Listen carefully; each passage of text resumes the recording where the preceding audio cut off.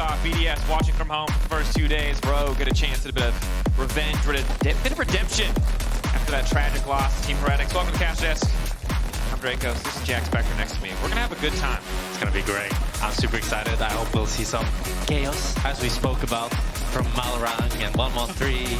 Execute Parus, you know, the support jungle. I would love to see some more proactivity, because I think we have seen two versions of Rogue. One that tries things and one that doesn't. And I want to see the one that does. Because I do think that this team, with Adam at the helm, can be pretty good. I think their first game against Heretics, Adam had a brilliant performance. Yes, he did.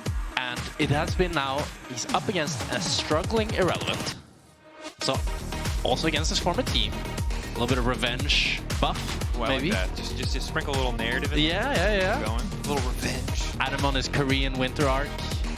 Look, all I'm saying is, I really believe the arc. Game 1, we saw the arc. He's out here smashing people, he's building weird stuff that could only come from the depths of bronze or the top of Korean solo. True. Right? One of two places. And then Game 2 was a bit lackluster. And I like that you mentioned Irrelevant, right? Because this is a guy who obviously replaced Adam and rivalry, but this is someone who has been praised for a long time as being one of the best top laners. Wasn't always able to show it on SK, but did have some really stand-up performances. But Winter on BDS, wasn't really center of attention. Lived up to his name, and that's not a good thing when we say that. I think some people forget that Irrelevant was like one of the hottest prospects of this offseason. BDS had like all the cards, because their academy team had won EMEA Masters, and everybody wanted their players. Irrelevant hasn't looked the greatest. We'll see how he stacks up today. Something we'll have to track. Zyra taking away Aurora as well. Aurora is my personal pet peeve of the champ, so I'm glad she's getting banned. Do you like it more in top lane though? I think I like it more in top lane, but I do think it's... I like it more on the bench. Yeah. Where I'm at right now, because every single game she does one or two things good early game, and then it all kind of comes crumbling down. That's true. But the Gwen banned as well, so maybe no AP top lane. Yet to see a Neferi ban. Usually people ban it first, because it's not really showing any strategy, but when neither team bans it first or second, I think we might have a Neferi on our hands here. Azir? Let's see. Azir? Are they gonna ban the dog? Come on. Are they gonna let the dogs out? You gotta say it with more conviction. I can't. Zyra Rumble, let's see ya. I'm sorry. They're taking their time. I've never been this... And out. Okay, probably something like a Varus first pick there then, I'm expecting. Or something like a Skarner, Maokai, still open. A lot of tanky junglers. Okay, ban Neferi into Maokai first pick. All right, let's not get too crazy, guys. Let's not get too weird, all right? So Maokai now, Ezreal, safe option.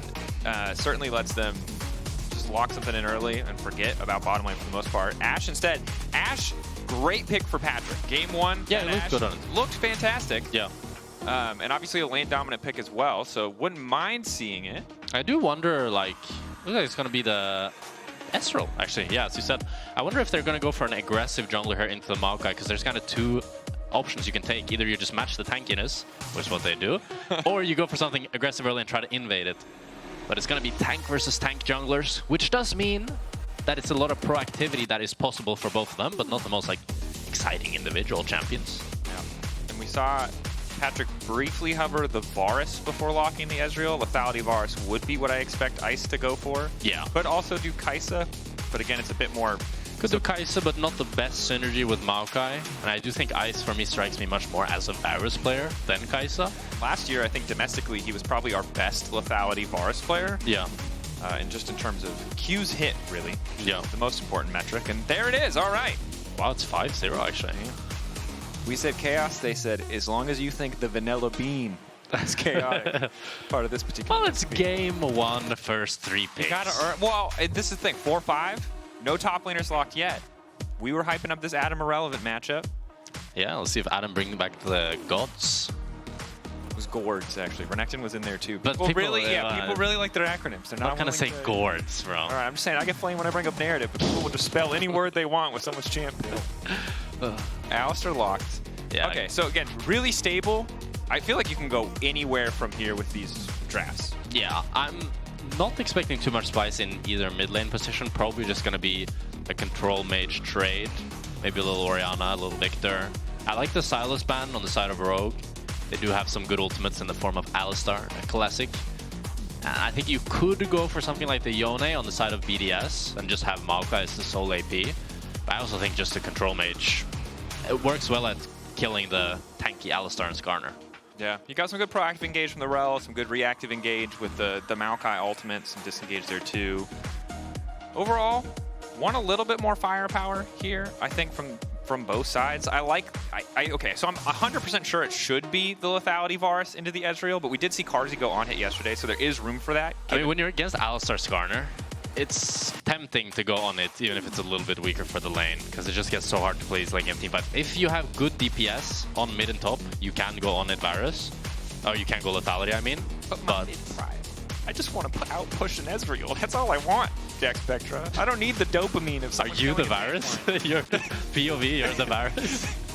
See, the thing is like, one thing I know for sure, no matter how many Qs you hit, no matter how good you are at auto-spacing, lethality Varus will kill creeps in mid lane. So it just feels like, you know, you're guaranteed something. Normal Varus can do that too. Like, the Q does a decent bit of damage to waves. I know. It's not the same. Oh, they banned the Garen, actually. Respect ban to Adam. Maybe that means they're looking for a Cassandra blind pick, which has been one of the Adam's go-to counter picks with the Garen. And Orianna for Larssen. This is just their bread and butter. Look, you got the Alistar. I like that you have set up a delivery system and something to match a potential control mage on the side of BDS. What is the actual option here? I think it's either you go like Cassandra for sure, and then you go either Yone, or it could be Ambessa as well, actually. I like Ambessa. You have a lot of proactive CC setup, which means it's really easy for Ambessa to go second. Orianna pretty vulnerable to that threat of the Ambessa. Both Cassandra and Ambessa are good blind picks here, and then I think you either go for a Yone or you go for just a control mage answer. Maybe something, not really a Syndra, something that can kill tanks a little bit better. Cassio? Pretty bad into Orianna, I think, and Ezreal. Oh yeah, I'm remembering that matchup backwards. It's been a while. Taliyah is a solid pick. Specials. Yeah. Oh, but Taliyah Maokai mid jungle, it's really good setup, but it's not bad, and they do have 80 damage from the side of Cassandra and Varus. I think maybe I would have liked to see Ambessa just have a little bit more damage in that 80 department, and they do kind of have 3 tanks, which is good into Ezreal. Ezreal's not the best tank killer. Ooh, and maybe Dr. Mundo here. I think I like more of an aggressive. Yeah, I like this a lot from Adam. This is a champion that I think he's quite good on, and he can really pressure side lane. He can outscale his Cassandra, and he can do a lot with it. I like it. And we've seen some really big Gnar games recently. Obviously, we had the Kana game. Yeah. Thinking back, Nako yesterday had incredible Gnar performance as well. So, see what Adam can do if he can actually kind of build the leads that this champion is supposed to be able to. Irrelevant, we know, will always be relevant on the Cassandra. And we'll kind of check in on that Varus build as we get in the game. But this is, it's stock standard. I'd be shocked if he goes lethality. Actually, he could go lethality. He could go lethality, but I think he'll go on it. I think on it's better. You think on hit's better here? Yeah, because Gnar is quite tanky, Skarner's tanky, Alistar's tanky. Although lethality is very nice against Ezreal or Orianna. It's a bit of a dilemma, to be honest. Probably needs to kill frontline though. Taliyah. Yeah. You do also have good tanks to protect you. That's a big thing that you need with the on-it Varus. You need somebody to create space for you, and he does have the Cassandra, Rell, and Maokai to do that. So I think on it. But let's see. There's merits to both. Regardless, coaches, quick fist bumps as we get ready. Someone in the audience very excited about Rogue. Shout out to you, sir. That's a lot of volume. Woo! We'll match, bro. You bring it. We'll bring it back. You got it. Here we are. BDS versus Rogue. Okay, look. 2 best-of-3s left in this first week of competition. BDS first games on stage. One of the things about this best-of-3 format, they have to sit and watch for 2 days. We'll see what they've been cooking, what they've been preparing in terms of strats. It's time for that first game. So it is going to be the Comet on this Varus, so he's going for the lethality. I think I like that. You do have the DPS from the Cassandra and the Taliyah. The only thing is that later on, Malrang and Execute can become a problem. But that is really towards the later stages of this game. We'll see what Ice is able to do with the pick and if it does cost him. Obviously, in messier team fights, the longer the team fight goes, really, the more you can get out of that on-hit Varus. As Patrick's just sending some Qs over the wall to try and poke, but won't find anyone. Larssen spinning, dancing. Nottingham Ezreal on Patrik here. That's a rare Ezreal skin. Big throwback. Oh, they're looking for a little cheese here. This might just be a fist fight. Parus hasn't been spotted. Oh no, they decide against it. No fist fight today, brother. Still brewing a little bit. They're looking for something. Look, I haven't played Earth in a while. I'll take my level 1 5v5 bloodbath. I do miss level 1 fights. I feel like we had more with the lane swaps. Oh, for sure. I mean, you just stood to gain more. Yeah. From having a proactive level 1 plan. Is Adam quick E start. He's trying to trade back in terms of autos. I think this trade is going to be quite good for Adam. This is one of the, like, the biggest reason why we don't see Gnar every single game, despite the fact that he scales like a monster, is the fact that his early game is very, very weak. At like 400 something base health, he's just so damn squishy that a lot of matchups are very difficult for him. Even this Cassandra matchup, he is going to be losing a little bit early on, and then once he gets a few levels under his belt and gets some boots, then he can start actually kiting out this Cassandra. Yeah.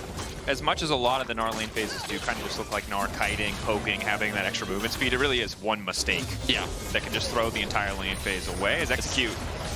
Nice W. Parus had a good response, but Execute holding on to the Pulverize. Some nice cues from Patrik. Oh, Adam getting the Mega here, getting some good trades. Ooh, nice little sidestep on the Cassandra Q. Pickup gets the extra cooldown. Oh, another sidestep. Start to run him down. Wow, Adam sidestepping melee Cassandra Qs back to back. Getting great trades here on the Gnar. And I guess if you dodge every skill shot, then you do win the early game. If you play better, I think winning happens in a lot of matchups. Yeah, that's some good analysis, dude. I like that. 1-1-3.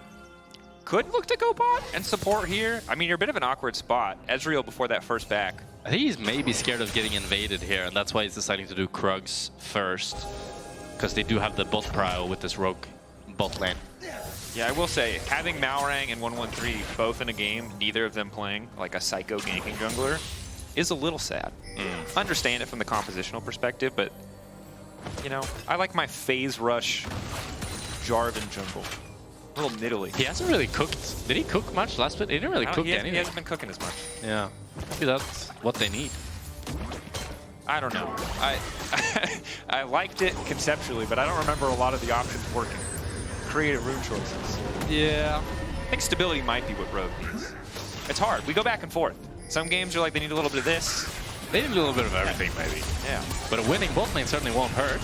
Some nice trades here from Rogue. Always good start for Rogue. Patrik and Execute get an advantage. Free Execute up to roam. Patrik not afraid to just get aggressive here. Nice sidestep from Ice. Just ducking behind Parus there. He's running the lethal tempo on Ezreal. Quite like this. Makes Ezreal a little bit less skilled, as you can just go for the auto attack trades and you don't need to hit every single ability. But he has been doing a good job hitting ability. Yeah, he's playing well, but it's just, it allows Ezreal to play a lot more aggressive because you win in extended fights just with the lethal tempo. It was not a flame towards Patrik. It's just, I like the rune. I know. I understand what you were going for, but it really did just sound like you were flaming. No. Yeah, okay, that's fine. He's been playing the lane well. I think good look for Patrik. Good Ashe game yesterday as well. Yeah. I think the frustrating thing for Rogue was just that they had that game one against Team Heretics so in the bag, and then ultimately it just kind of came crumbling down. But it seems like back in form coming into this game against BDS today. Of course, we're only 5 minutes in. It's super close. Nothing of note has really happened yet, but good to have a bit of lane prio early. Those small advantages will add up quickly, and Adam making it through the first 5 levels at least, pretty unscathed in top lane. Yeah, he's laning very well up here against the Cassandra. This just gets worse and worse for Cassandra, I'd say, as Gnar gets more and more items and levels. And then I think grubs will be really key for Rogue this game, as if you can get some grubs for this Gnar, he can actually start to make real progress on this side lane. You can see already that he's nearly gotten 1 plate, and that just gets so accelerated with grubs. So far, no one posturing to make an early swap up to cover for grubs instead. Rogue, more commitment down to the bottom lane. Malrang going through the wall. Ice taking a decent chunk of damage. That Q completely missing. Malrang won't connect on the wall, so BDS are able to walk it out. It's a good chunk, but not really going to lead to much here as the wave is just in the middle. Could try to look for Drake, but yeah, I think Drake's start here can be good. You have the mid prio, you get the bot prio with this gank. Although BDS could contest it if they choose to. K'Sante TPing top means it doesn't seem like they want to reassign lanes. Content with that 1v1 for now as Nuke is posturing to contest here. Hovering far, but doesn't have great vision. We'll drop a ward over the wall, but there's Execute. Headbutt pulled. Bear's taking a bit of damage back. Rogue grouped up, but now about to be split by the wall. Execute caught on the wrong side of it, taking so much damage. Larssen, good start. Parus ticking, burning, but no one's dead. Parus slipper fell. Oh my god. BDS get out scrambling with very low HP bars after a great ultimate from Larssen. I think it was a 3 or 4 man. Larssen hit either. Barely dodging here, and it looks like it's gonna be the Drake going over to Rogue. I mean, an awkward kind of extended play. Yeah, I liked the turn, but they ended up splitting up a little bit too much as Orianna and Skarner were still on the Dragon, which allowed BDS to engage. But then a great disengage from Rogue, Patrik, and Execute both flashing out. Allows them to escape unscathed and gives them the Drake. And it's going to be a trade of grubs for the side of BDS. Knockback big, but irrelevant, of course. Hadn't hit Adam, not going to take any kind of tower aggro. Adam will just clear the wave. It's a good call. I'm curious to see if BDS are going to be able to capitalize on Patrik being flashless. He still has the cleanse, which does limit, Varus' ability to start a fight. Really, Parus as well. They'd have to layer the CC pretty effectively. But Grub's take it in the meantime. I think going on the Alistar is usually your best bet in these scenarios. Like, before he hits that level 6 and without flash, he can be a really good target to just send it on and then Taliyah W and one-shot. I mean, we saw yesterday, right, for Niski in his first Alistar game. Overall, I think solid game, but did get caught out a lot at that pre-6 point. Kind of stuck in the purgatory that was level 5 for a few minutes too long. He learned from the master. That he did, Jim. That he did.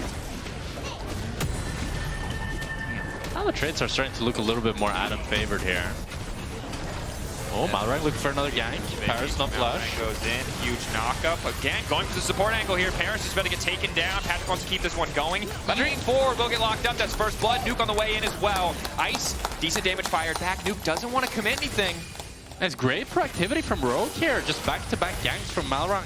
First, they get the flash in the bot Drake side fight, and now they punish it. They kill LeBron, and they get to outpush bot and give Patrik a good reset. Definitely a solid position. Unfortunate for Nuke, roams down, gets nothing, loses, it looks like 1 or 2 creeps to be there. His head's in the right spot, he's roaming to the right part of the map, he's just too little too late. Nothing gonna come from it. Has opted for the Swifties, not going on the mobility boots, symbiotic souls hype. Still can't get there in time. Adam here is creating a silent lead on this top lane matchup, 200 gold ahead. Good flick, no follow. Although I actually just noticed that 113 is up nearly a full level on Malrang here. And a lot of CS. Yeah. I'm not sure. I guess these bot lane ganks have been costly for Malrang, as he is very far behind. That is a huge individual difference. Leandry's first for 113. A little bit more AP damage. To be fair though, when the jungle matchup is Skarner and Maokai, I don't mind if my Skarner gets set a little bit behind to make some proactive plays. No, it certainly doesn't hurt. The question now is, the lane that got those proactive plays, in this case, Patrik and Execute, what can they do with the leads given to them? For now, Execute going to be the one in trouble here. Follow-up ulti coming in from 113. Execute likely to just give his life. He knows there's no way out. He's only level 5. Got him fair and square there. And that's that Alistar. Before you hit the level 6, you have no flash. You're very vulnerable. You might feel strong, but all it takes is a jungler and you're going down. Really awkward for the side of Rogue. Again, a lot of resources used there. Gold still in Patrik's favor overall. But we'll see when they're actually able to get out of the bottom lane, start taking up home in the mid lane. TP back to mid coming in. Larssen, as we see Adam getting that plate and trying to avoid the Q3. Does get the pullback, irrelevant. Well, Adam here might be in trouble. All out. Double bounce flash. Still just gets cut out of the sky. That was a terrible trade, team. That was one plate for your entire life. Adam gets too greedy here. He wants to get the plate, but doesn't respect the K'Sante all-in. And he ends up falling. Nuke ends up TPing top to push that lane out. Maybe he'll be able to pick up a plate for himself. And it's going to be a lane swap with K'Sante going bot. We'll see a replay here for Irrelevant. He ends up missing the W, but then he gets a Q, and he just barely gets enough. He levels up, so he gets mana for the ultimate, and then is able to flash Q and catch Adam out. And miscalculation, I think, from Adam. Yeah. Did not expect to level up in that extra bit of mana because the second Cassandra had ulti, he immediately died. The double hop on the minion was cute, but it wasn't going to be enough to get him away. It is a flash for flash trade, but... Oh, Parus is 6 here. Execute's not 6 yet. 113 ulted in the bot lane. It will be up shortly. Tough to go in on Larssen right now. I really want to see Rogue contest this grubs. I don't want BDS to get 6 grubs if I'm Rogue here. Fight for mid lane Pariah. Patrik, a level advantage for now.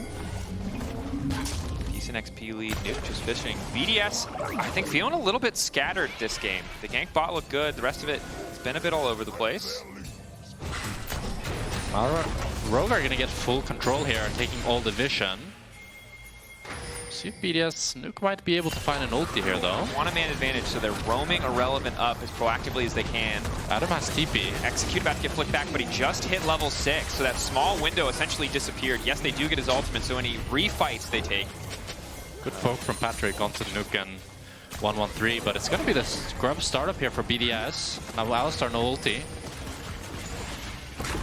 Ice off to the side. Has the ulti. They're giving it. Wow.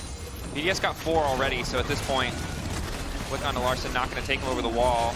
Looks like all 6 is the answers. It's looking to rinse and repeat on the bottom might be in side. trouble on both. Good damage bot lane. Hyper movement speed is decent. Mega now coming through, but good buffer going in. Hop backwards out to safety, but Cassandra might just be able to run this Gnar down. Split fight as Parus is now going topside. All there, extra movement speed, pull in. Adam trying to turn this back on Rell. Wants a bit of revenge, but the Cassandra might be strong enough. Here comes the Skarner in the meantime. It's a tag team effort, and they finally managed to take him down in the picture-in-picture. But we're already setting up for a dive in the top lane. Irrelevant so close to finding it. Doesn't quite get it. Shockwave combo. Rocky Mountain Oysters coming in. Won't get anything. And it's a crazy macro here by Rogue. They really want to contest the grubs, but then after losing the Alistar ultimate, and when the Cassandra moves all the way, they decide not to. Adam goes for another greedy plate and nearly ends up going down. But due to the fact that Rogue gave over grubs, Malrang is in the vicinity, able to save Adam and pick up the Drake in trade. And such a close fight, right? That's the difference of having that Trinity Force completed, just a little bit extra in the stats department. We didn't get to see this full screen. We can watch now. So I think it's the exact same thing, that he goes for the plates, so he's under tower, and then Irrelevant nearly kills him. But this time he's able to get out. And then he wants to turn, because he knows Skarner is coming. But nearly ends up dying. Oh, if Irrelevant hit that Q, Adam actually dies. It's such a close fight, too, because he uses the empowered W, the Pathmaker, assuming Adam's going to commit to the play instead as he crunches away. Yeah. I mean, the difference of one ability, an extra auto, would have been all it takes to kill Adam in that circumstance. Good on Irrelevant for keeping it close, but unfortunately this time around, the outplay was not what he was able to find. Top lane, gold lead starting to grow pretty steadily for Adam. Yeah, so despite Irrelevant getting a solo kill and nearly getting a second one, he is actually down 700. This keeps happening in Gnar matchups. Like, this is... It reminds me a bit of like GP, where it's like GP is just losing, but then it's just gold hype. But this is... Nothing changed with Gnar to make this happen. It's just been like 3 days of LEC where this has been the case. Is execute. Forced to flash away from the flick there. Seismic shove. Dodged out. BDS holding on to all their sums, just getting a bit of pressure onto execute, so not a bad play, but it does cost a decent amount of gold to Nuke, who again... And Nuke is making a lot of plays happen on the map. He's perma looking to use this Taliyah ult for the Drakes, for the Grubs, for pressure, but in this case, you get Alistar flash, but you lose that top tower. And the gold lead we just spoke about, that was 700, has now ballooned up to 1.1k. It's frustrating. Irrelevant trying to trade back. The matchup versus Larssen. Larssen has been a bit more chill, had that good shockwave bottom side, has been where he needed to be, but hasn't been roaming nearly as much, whereas Nuke, I don't think he's been over roaming as the CS is still close, but he's definitely lost at least a wave between that roam bot lane and his play on the top side. So if they can't punish that flash from execute being down, not really a worthwhile trade. Yeah, I do like how Nuke's been playing though. I think the fact that they were able to secure 6 scrubs was largely due to him. And I think this roam in particular was not ended up being too worth, but we'll see if they're able to punish it. But I like the proactive style, and this is how you want to play Taliyah. You don't want to just sit and farm, you want to abuse the fact that your passive gives you crazy move speed on the walls and your ulti for pressure. Yeah, and for Nuke, right? was the franchise player across many years of BDS. They chose to stick with him even when he was one of the weaker mid laners in the context of our league. And he did have that glow up last year. And now the team as a whole making these roster swaps, trying to find their way back to the top of the table, to that top 4 position. So good to see that he's comfortable in this style, able to make those proactive plays, a hallmark of the great mid laners. It's going to be Rift Herald spawning here. Looks like both teams are really posturing to contest. Patrik missing the ulti onto ice. But he hit a little bit of the wave. There's one thing I know, it's that I've said the word mid-prio too many times. So if I reference it from the third person, maybe I can get away with it. Yes. 1-on-3 just smiting the Herald here. Yep.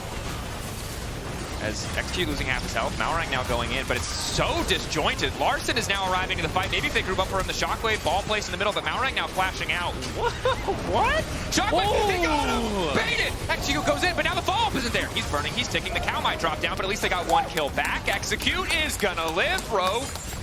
Grabbing that one. And they grabbed the rabbit out of the hat, I think. That looked so lost for them. This is like how every teamfight has looked for Rogue thus far. They're just getting ran down. And then suddenly Larssen pulls out a 3 or 4-man Shockwave, and it's all okay.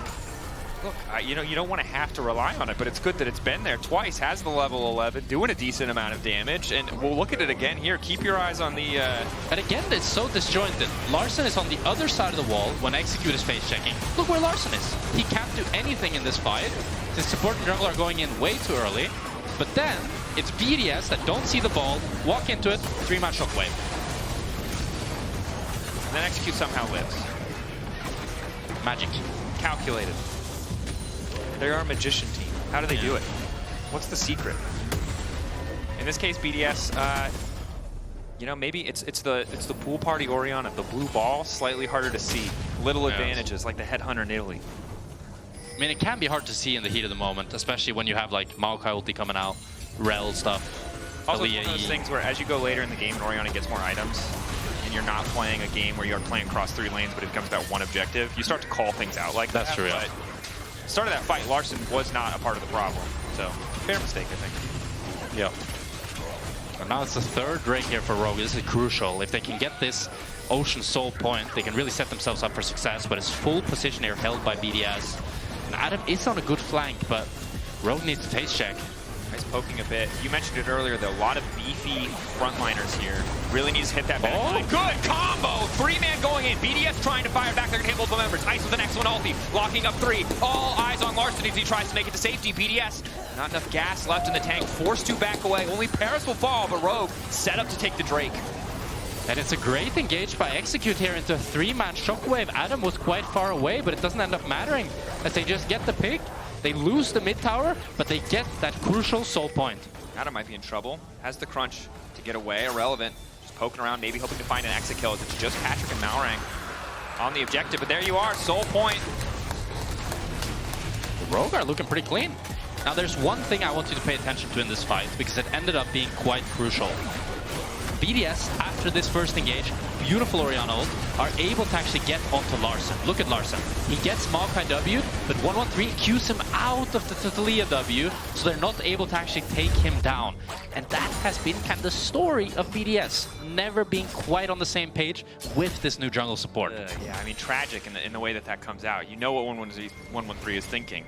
Trying to be 1 step ahead. It's not something you communicate verbally. You just have to know. You have to be patient for it. In that instance, tunneled on what he could do, not aware that Nuke was ready with the setup, and losing that kill on Larssen sucks, because you can, soul point, it's rough, you probably weren't going to recover at that point with the 3-man combo starting the fight off, but taking Larssen out might have been a difference in the fights to come. I mean, the nicest thing now is that it allows Rogue to have a lot more strategic options. If Adam goes top 2 minutes before Drake spawns, he can just keep pushing, and he knows that he can't get collapsed on, because if they do, you get soul, and if they choose to not match him, well, then he just gets a tier 2 for 1 Drake on the enemy team, which he's very happy with.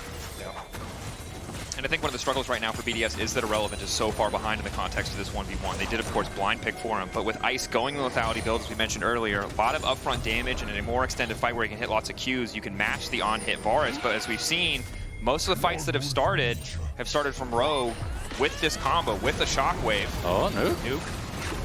Forcing another flash out of Execute. It's good pressure from Nuke, but look at, like, both side lanes here are being pushed in from BDS. Orianna able to push this top wave. Gnar pushing in this bot wave. After this turn, Rogue get full control of the map.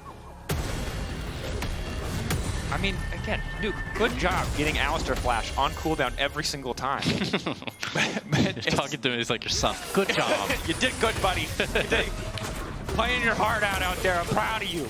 Maybe it's because he's Don't listen to the other kids. Don't listen to him. You're doing great. I mean, he's 0-0-0, but it's not for lack of trying. Yeah. You know? And I think again, the struggle here as we go later is the ease of execution for Rogue's composition when they have setup, which they're likely to with the strength in their side lanes. Well, I hope that they figure out that they're actually doing this Atakan though, because if Rogue cross-map the Atakan for the Herald, I don't love it, but they might just be forced to at this point. The Atakan is going down. 12. It's going to just be a cross map. Maybe Adam can try to get some damage on this tier 2 top, but I highly doubt it. They could Herald for it. I think if they Herald instantly and try to get this tier 2 Atakan. I like the Atakan. I think one thing that's nice for Rogue here giving the Atakan is that the enemy team doesn't have any Drakes. They do have the grubs, but they're barely getting any value out of that 25% increased epic monster damage. Oh no, it's the GA Atakan. Oh, never mind. I'm so used to it being Runa's Atakan every single game, but I guess this has been a pretty low kill game. Low kill game, low action game. It's been much more about the PV. I actually think this is better for Rogue. I think this Atakan is pretty useless these days. Ready to spin, man. Ready Yeah, well, the thing is, will it be up for Drake is the question. Let me do some math here. Yeah, it should be up for Drake. It's been less than a minute since they took it. It's 150 seconds. We're currently at 90 seconds. It's going to be close. It's actually unlikely. If they fight before Drake. Yeah. So if Rogue stall it out, then it can be down by the time Drake in which case, they're in a much better position overall. 1 point, you know, 2k gold lead isn't the biggest deal, but 2-item spike on Ezreal. Larssen about to hit 2 items as well. Adam, a huge power point. So you can see BDS are recognizing this, so they want to try to make something happen while they have this Autocon buff active. They want to try to play for some towers. Adam just backing away. Likely just concedes this in exchange for very little. There's nothing to play around on the bottom side. You can see that Orianna split pushing, getting a wave forward, but unless BDS overcommit here, Larssen's just going to shove a wave in. I don't think that BDS can go for tier 2 though. I think they're just going to be forced to base here and have Xante catch this bot wave. Nuke's up. And they need to be really patient here about this cloud, this Ocean Soul spawning. I would really like them to play tempo for it. 30 seconds. I don't know if they're playing tempo. Instead, they might just be playing for some kills. Good flick back to kick things off. A lot of damage mitigated by XQ's ultimate. He tries to get a knockback coming through. Larssen on the way up with the shockwave. Eyes on the ball. Parus going in. Push back to the team. XQ finally going to fall. Malrang with an ulti onto 2. BDS now forced to withdraw, drawing a ton of attention from Rogue, giving them a decent chunk of money, but taking Execute out. I do think BDS bit off more than they could chew here, wanting to go for this. They are going to be up in, like, what, 10 seconds? It's like something like that when they withdraw. So they're going to be back now, and Execute is still dead. And you have TP from Varus, double TP mid lane to get mid prio so that they can fight for Drake. Okay, okay. Execute is still in base, so they do have the tempo advantage. This is some wacky racers back row, but it looks like it's working for BDS. Now the Atkan is about to run out for Irrelevant as well. Okay. So, straight up 5v5, Execute on the way in, but no ulti, no ignite. Oh, Malrang now in trouble. Caught out, flick back. Who hit the damage? Execute coming in as well. Larssen still with the shockwave. Execute forced away. BDS good positioning. Mid wave even, bot wave pushing in their favor. Just sticking around here. Malrang is so chunked here. I'm worried for Rogue. BDS have a really good flank here on Nuke. Healing up a decent amount. Adam? Malrang. Adam off to the side, isolated knockback to the wall, only going to hit 1.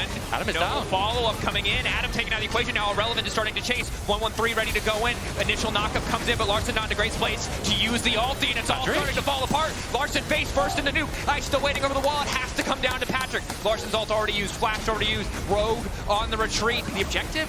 Not down yet. Patrik? 2 members from BDS down. Only Patrick's 1 down to the side of Rogue.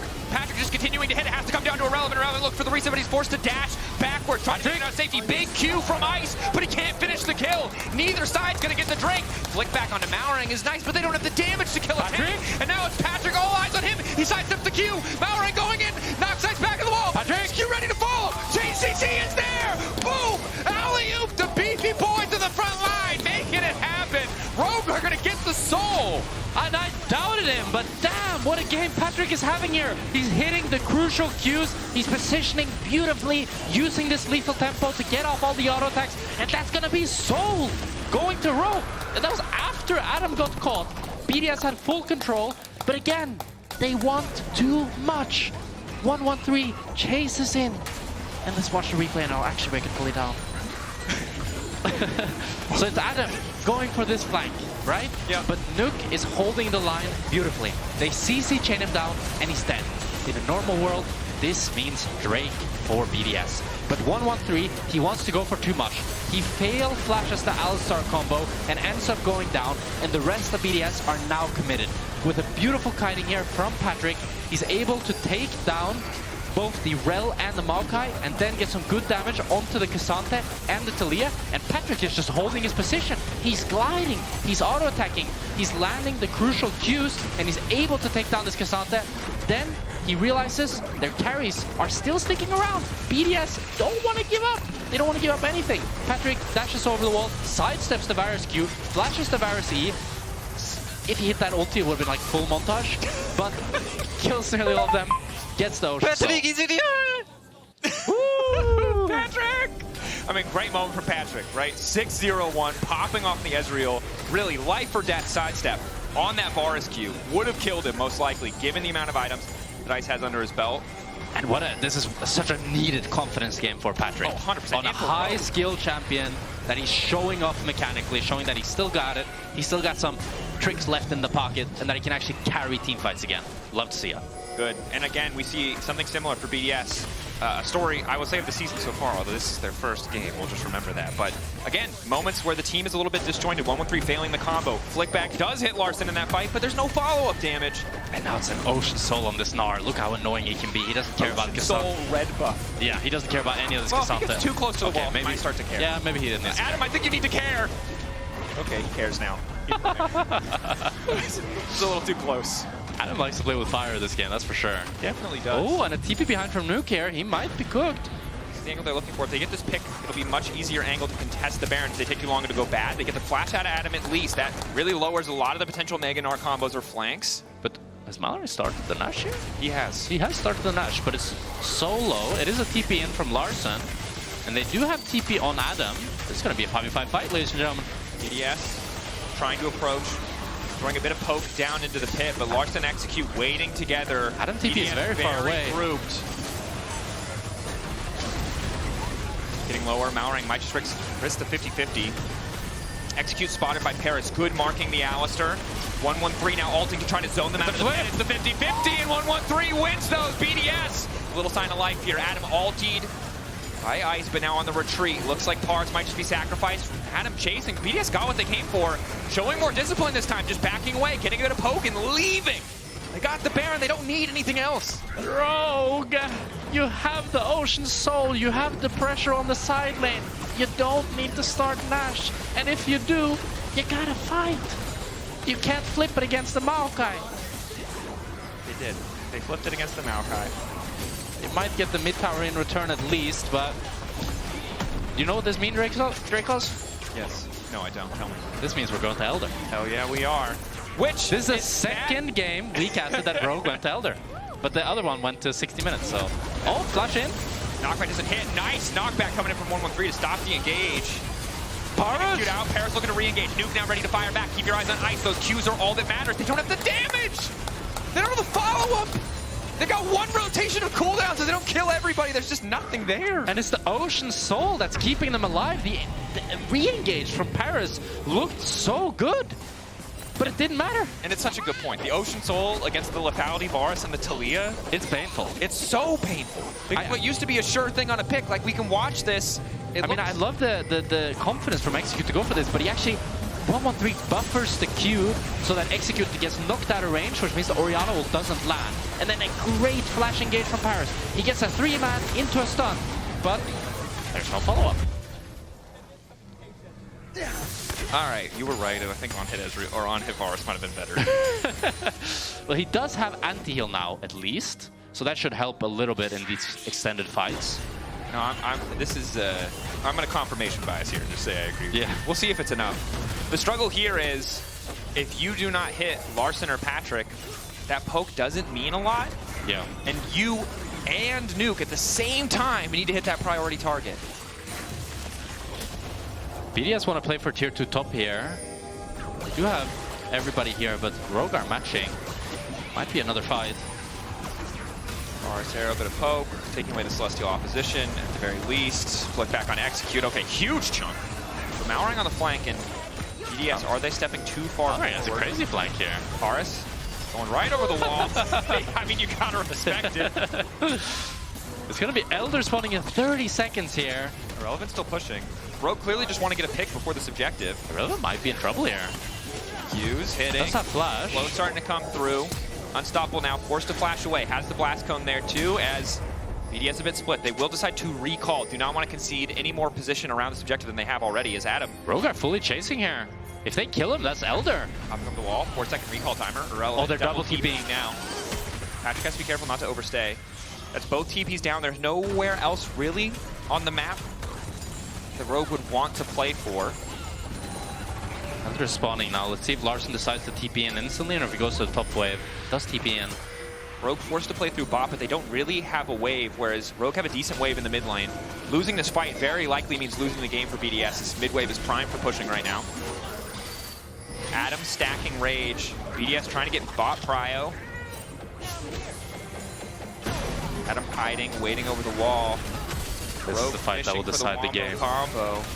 It's favored for Rogue. BDS hoping to isolate these carries, but they got overgrouped into Malrang and Adam. Adam trying to follow. Parus looking for the disengage. Ice completely whipping the ulti. Malrang still standing. 1-1-3 looking for a bit of peel. Irrelevant now backstamping. Good flick back. Good slow fight for BDS. They have to be patient.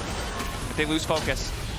The ulti from Larssen could be massive. Nuke finding the wall, trying to isolate, trying to split the team. Looking to take Malrang out, take Malrang out, but he manages to get the ulti back in return. Now everyone's trying to return, but there's the combo, but not as much damage as they wanted. Nuke still standing, Ice still standing. They need to start free firing, but that Ocean Soul is doing so much work. They've leased the Dragon. Ice taking down Execute Irrelevant going forward, but it might be his death. Patrik going in, blinking. How far the footwork taking him out? It's so damn close. BDS are doing a miracle, managing to win a slow, extended fight against this Ocean Soul, taking down Execute. They don't have TPs. But it's the HP bars that are going over to Rogue, and BDS are forced to base.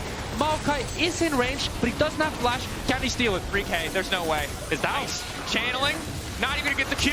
Now they're chasing with the Elder. Midwave's in a good spot. It's all falling apart. Good flick back from Nuke to buy some space. To get time. Time is what they need. BDS need to get the hell out.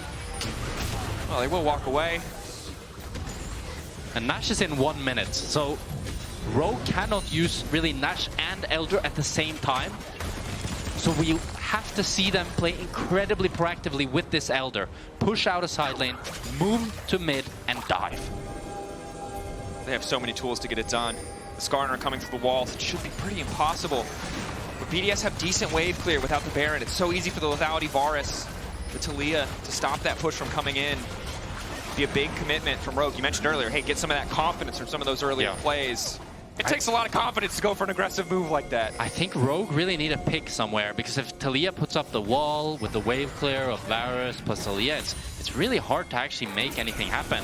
And I do think if you just wait for this Nash to spawn, you're gonna have a little bit of a timer where the Elder and the Nash are both active, but it's a tough squeeze. Yeah, it definitely doesn't quite work out as well as you would like. So it's going to be the Elder plus Nash. So it'll be 1 minute. So 2 waves that they have to play with this Elder and Nash. I think the bare minimum is to get inhibs. And the best is to end the game. Pretty good odds for Rogue at this point. Compositionally, in a decent spot. Doubly so now with Power of the Ocean Soul. Triple or quadruply with an Elder Dragon. As well as the Baron now backing him up. You saw Relevant at the bottom of your screen, pushing out that bot wave, giving one less lane for Rogue to play around, but Larssen had already started pre-prepping that top side wave. This 40 seconds left. BDS have to make the stand. They can walk away. They can concede, just try to clear the wave and concede the tower. They really do not want to give up 2 inhibs. And they certainly do not want to fight while Rogue have Elder. They have 1 more wave. 1 top wave. They will get the top inhib. They can try and defend mid, but it's tough. Adam stacking Rage. 1 wrong move means the end of the game. 15 seconds. They're gonna get double inhib. 2 inhibs, rough. Essentially guarantees the next objective, which will be the Elder. Double topside, or mid and topside as well, means that permanent pressure points. Yeah, now BDS are facing a real uphill battle. As if Adam wants to split push on this Elder spawn, he can not only threaten the base, but he can even threaten the end. Which makes it so much more difficult for BDS, and they really need to push out both mid and top to regain some of the control on the map. Larssen keeping that pressure up. I mean, they still got 2 minutes of Baron left. With double inhib down, they might not even... They might even be able to play for a third inhib. I'm too late game objective focused here. True. You're used to going to triple Elder with Rogue. I'm used to going to triple Elder with Rogue, you're right. This might not even be a double Elder game. Wow. That's a positive step. Rogue keeping the pressure up. It's weird that we're 36 minutes in and there's only 14 kills in this game. It has been a very slow, there's been a lot of fighting, but where not a lot no of one kills. has died. Yeah. Adam just starting to pressure mid. I think good play, Yes, keeping the giving red the buff, third inhib. Ocean. I just don't know where they actually hold the line once they lose this third inhib. That's very, very Nuke difficult. now back. Execute misses the combo. Parus now going in. Everybody ready to follow up. Patrik getting chunked out. Irrelevant trying to chase. He hit Patrik. Irrelevant finds the angle. He goes through. Now he's under Larssen. Cassante trying to do everything that he can to hold this one down. One carry down, but another still standing. Adam still super fed. A positive start for BDS. But I think it's too little too late. Rogue are just unkillable. Siege down. Execute stepping forward. It's done. Nexus exposed. 1-1-3 in trouble. Ice still standing. Malrang going through, bringing Nuke back into the team. No one's hitting the Nexus yet, though. Larssen took down Nuke. That should be the end. That's the game. Rogue finding the angle, finding the game. What an incredible upset here. Rogue showing a much, much better showing. Really great to see, but you gotta wonder, BDS, what happened? You're supposed to be a top team in our league. You had a month off. You got to see 2 days of games. And this is what you have to show us. It is first game on stage. That's true. Rogue's first game on stage had a similar level of, well, bigger throws even. And they managed to find their footing and come back. It took a day, but maybe we'll see more in the future. For now, we're going to toss things over to Sjokz, standing by with Larssen. Yeah, we were just talking about if I can call him the Ginger God, and you said, I don't deserve it for this game. Why not? I mean, for this game, I played pretty well, but overall, like the past year and a half, I don't deserve it. Inspired was usually calling me Ginger Dog or Ginger God. Okay. When I was bad, I would call me a dog. so yeah, I haven't been the Ginger God the past 1.5 years. But you won this game. Talk me through like kind of decision making and the, oh my God, we are getting the Elder and we can actually win. Yeah, I think it was like really easy to win after the early game, but we do the Rogue Classic where we throw the game. We do it like all the time, even in Winter Split. So that was like a bit heartbreaking because we're like, that Nash play was pretty awful. But then we like stay calm, and we knew we are still like in the leader seat, or however you call it, if we just play well. And yeah, we played pretty well from there, even though we messed up at Nash. I'll let you go to your team. Of course, the series isn't over yet. You back in Challenger yet? I'm out again. Okay, no comment. Anyways, we're going to a break. Be right back. Thank you.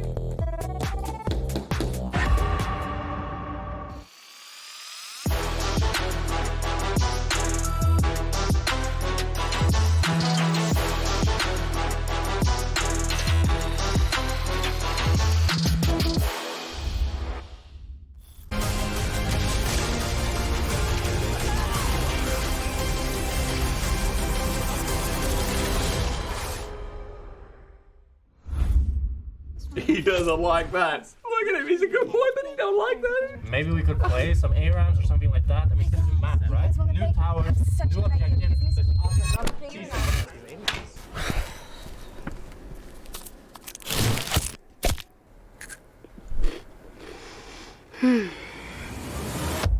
Have a break. Have a Kit Kat.